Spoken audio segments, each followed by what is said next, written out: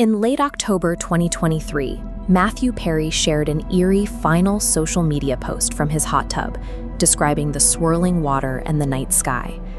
Days later, a 911 call reported a water rescue emergency at the same location. First responders pulled the actor from the water, but it was too late. At age 54, Perry was pronounced dead at the scene. The news of his passing shocked fans and colleagues around the world, who mourned the loss of a figure known for his warmth and iconic television roles. This is the official autopsy report released by the medical examiner. The summary and opinion section identifies the primary cause of death as the acute effects of ketamine. Perry had been receiving legal ketamine infusion therapy to treat depression. However, his medical records showed that his final legal infusion had taken place a week and a half before he was found in his jacuzzi. Ketamine has a biological half-life of only 3 to 4 hours. The 10-day gap between his last medical session and the fatal incident made it a biological impossibility for the drug in his system to have come from his treatment. The presence of anesthetic at those levels proves his drowning was the endpoint of a hidden, illicit supply chain operating outside the bounds of professional medicine. At the height of his fame in the 1990s, Perry was one of the most visible actors on Earth, starring in a cultural phenomenon that defined a decade. Beneath that public success, he was fighting a severe dependency that began at age 14 and rapidly spiraled into a lifelong struggle. The statistics of his addiction are staggering. Perry estimated he spent $9 million on treatment, including 15 separate stints in rehab and surviving 65 individual detoxes. Grave, his addiction nearly ended his life in 2018 when his colon exploded from opioid abuse. He spent months in the hospital and weeks in a coma, with doctors giving him only a 2% chance to survive.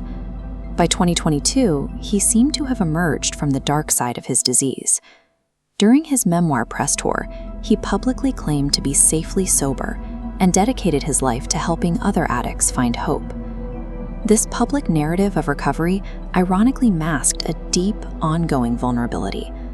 When his physical cravings returned, the pressure to maintain his image as a sober success story left him increasingly isolated. In September 2023, Perry asked his regular physicians for a higher dose of ketamine. When they refused to increase his treatment, he began seeking the drug through illegal channels. A predatory network of doctors and dealers stepped in. 2 physicians, Salvador Plasencia and Mark Chavez, saw his relapse not as a crisis to be managed, but as a financial opportunity. Their callous intent was captured in intercepted text messages. Discussing Perry, Dr. Plasencia wrote, quote, "I wonder how much this moron will pay." Dr. Plasencia eventually bypassed medical protocols entirely.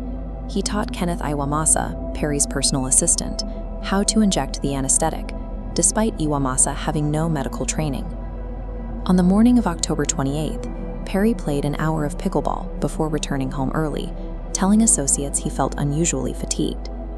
His assistant administered the first illicit injection at 8:30 in the morning. 4 hours later, he gave a second shot.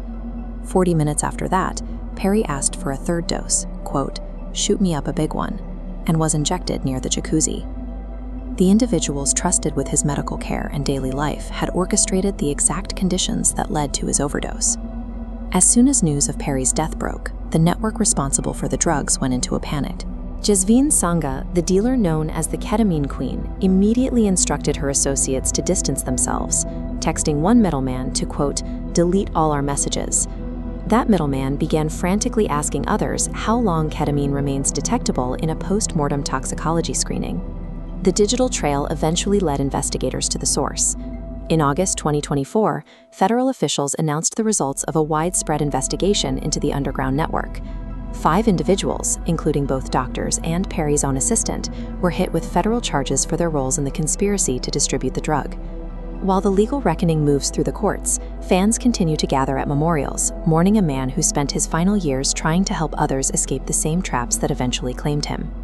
Matthew Perry's death stands as an indictment of a medical and criminal ecosystem that identified a vulnerable man's demons and weaponized them for profit.